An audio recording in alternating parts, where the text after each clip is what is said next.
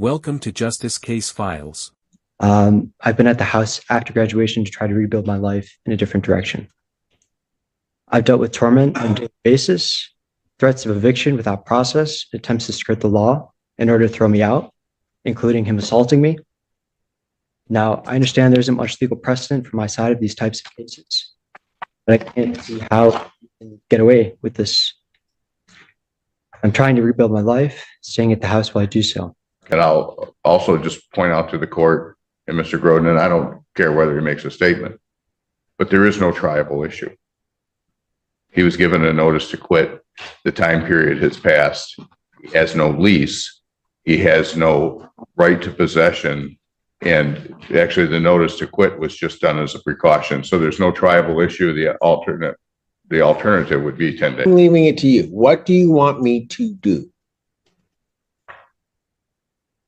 Can I ask a follow-up? Is there any case on a basis of torts law, damage done to me by the parent-child dynamic? I've changed that. Thank you. Court does call the case. Robert Grodin versus David Grodin. Yeah, you have a consent order in front of you, drafted by Joshua Fink, executed by Mr. Grodin. He asked me if he could address the court. Yes, sir. Hi, Your Honor. So I signed a conditional dismissal to vacate my parents' house by the end of January. I just wanted to write you a letter. I'd like to kind of make the case to you. All right, you'll have to speak up, but go ahead.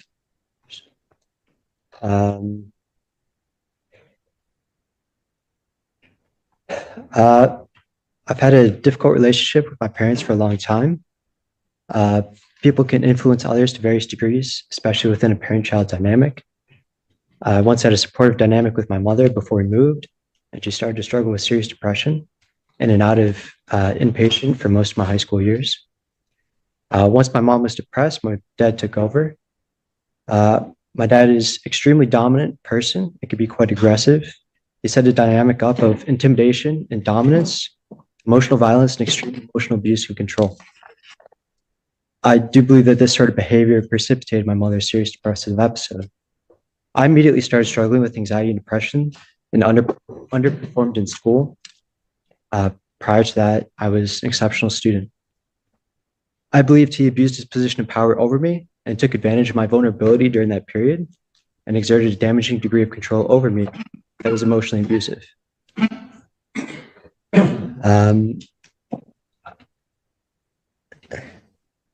I had a serious relationship during college that helped me realize the negative influence that this has had in my life path. I've been at the house after graduation to try to rebuild my life in a different direction. I've dealt with torment on a daily basis, threats of eviction without process, attempts to skirt the law in order to throw me out, including him assaulting me. Now, I understand there isn't much legal precedent for my side of these types of cases, but I can't see how I can get away with this. I'm trying to rebuild my life, staying at the house while I do so. I sought legal counsel, but I largely don't have a legal basis to fight this eviction. The two lawyers I found willing to represent me, I can't afford. I've asked my parents to consider mediation. They've dug in and accused my framework of being evidence of mental illness with no diagnosis. Obviously, it's difficult to ask people in power to recognize their faults. I've sought out different legal representation, but especially given the holidays, it's been slow to find an attorney. To be clear, I don't have a diagnosis besides a degree of anxiety, mostly from the situation. I've also proposed paying rent, which they've rejected. This is really nothing more than a power play consistent with our dynamic. My parents have agreed to a conditional dismissal if I leave by the end of January, but given the perspective outlined above, I really don't believe this is fair. I hope you may consider granting me an adjournment so I can continue to try to build a case and seek mediation and come to an agreement with my parents. Let me just stop you there. Yeah. Do you not want me to enter this conditional order of dismissal? I mean, you signed it, correct? I did, Your Honor.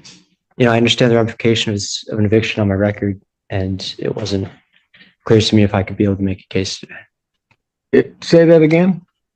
I wasn't sure if I'd be able to make a case today, and I understand the ramifications of eviction on my record. Hold it. Yeah, man. You signed this today. Yeah, yes, Your Honor. Your Honor, he both signed it here today and he emailed a signed copy to our office before I showed up with that hard copy. And I'll also just point out to the court and Mr. Grodin, I don't care whether he makes a statement, but there is no triable issue. He was given a notice to quit. The time period has passed. He has no lease. He has no right to possession. And actually the notice to quit was just done as a precaution. So there's no triable issue. The alternative would be 10 days.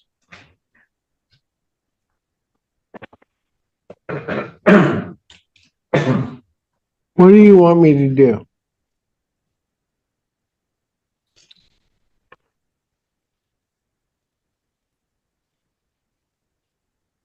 I'd like a judgment to try to, I don't know if it's possible, I'd like to try to seek mediation. Okay, but you don't have a lease at the premises, correct? Just a month-by-month tenancy lease. Okay. You're given notice to move. Yes. What would then happen is that's the alternatives. There are a few alternatives here. One, there could be a judgment entered. One, I could set it for trial if there's something for me to try, even. Or the alternative is a conditional order dismissal. All right. If you want to hold a trial on it, then I have to make an assessment as to whether or not there's even anything that I could try, anything that I would have to make a finding on. Okay. So everything that you just said to me about your relationship with your parents and all of that, let's assume we went to trial and I found all of that to be true. And again, just assuming that to be the case, because I don't know. But if I listen to all the testimony and I make a finding that everything you're saying is true, I still would grant them a judgment on this issue of possession because it doesn't relate to your tenants. It may relate to your family dynamic. I don't have any doubt about that, but it doesn't relate to the tenancy here. Now, just so that you fully understand, if I make that determination, because right now I see nothing that I could try, nothing that you could call witnesses on that's going to make a bit of difference as to the possession issue. So right now, as we are sitting here today, what you have is I would make the finding in accordance with law that there's no tribal issue. I'd issue a judgment. If I issued that judgment, number one, you'd have a judgment on your record. Number two, it would be 10 days. But because of the holiday, you get to the 16th. The conditional order dismissal, which it seems to me that you had notice of, send it back to them. It comes in here, you sign it again, gives you to the 31st. Understood. So you need, if you don't want me to sign this conditional order dismissal, I won't sign it. But you need to tell me what you want me to do. I can make a finding right now on this case.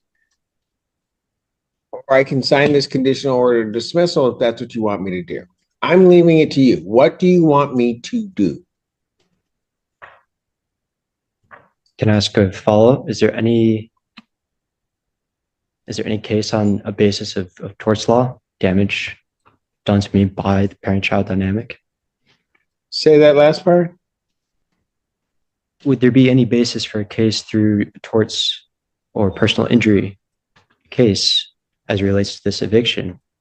Eviction being damages for... What personal injury?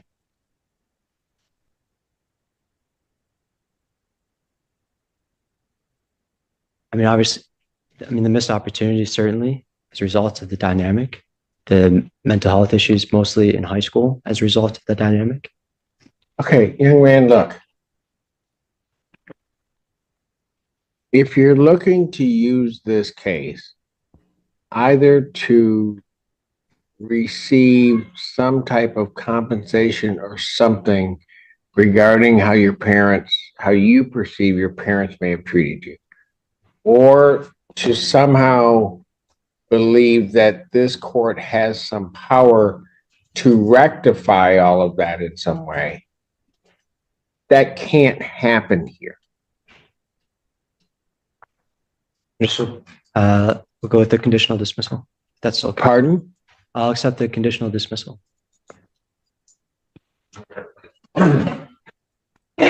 You understand that the terms of the conditional dismissal are that you would vacate the premises by January 31st. Yes. And that you would not, if you haven't vacated the premises by that date, that they could seek an order without notice. They could seek the entry of a judgment and an order of eviction to have you removed from the premises. Yes. You understand that? All right. And you also understand your rights to 3-day rescission that was explained to you and is contained in here. Is that correct? Yes. All right. Do you have any questions whatsoever regarding anything contained in this conditional order to dismiss? No.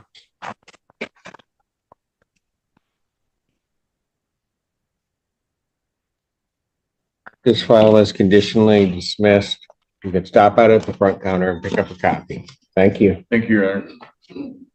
A college graduate asks Judge Simpson to delay his eviction, arguing that years of family conflict and emotional abuse have affected his life.